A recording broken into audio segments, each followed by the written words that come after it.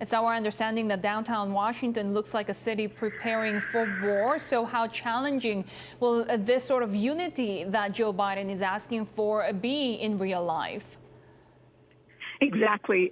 Washington looks pretty unusual at the moment, with National Guard troops on many corners and really large parts of the city just blocked off from the public.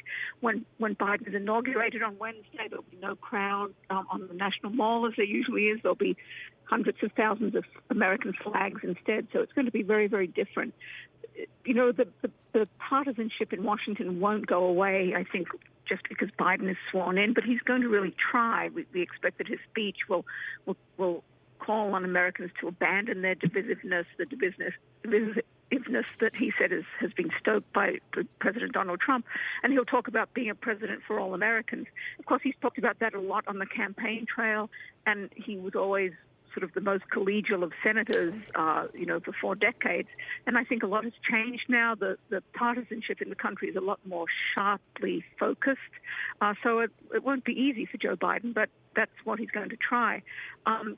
Still surveys today show that the vast majority of Republicans still approve of Trump, and many Republicans, including lawmakers, still won't concede that Biden won the election fair and square. So when you go in against that kind of backdrop, it's not going to be easy. What do we know about the slate of executive actions that are coming from Biden? We know a little bit. We expect that probably on Inauguration Day itself, there could be something like a dozen executive actions rolled out, the orders, memorandum, and so on.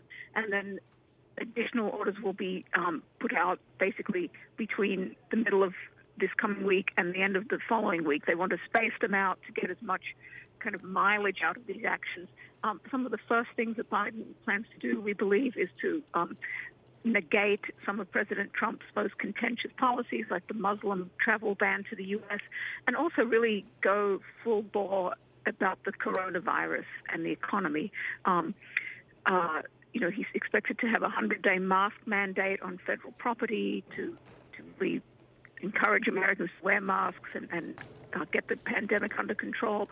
And he'll ask for several popular and useful coronavirus economic mitigation measures, like foreclosure and eviction moratorium and student loan payment moratoriums to continue.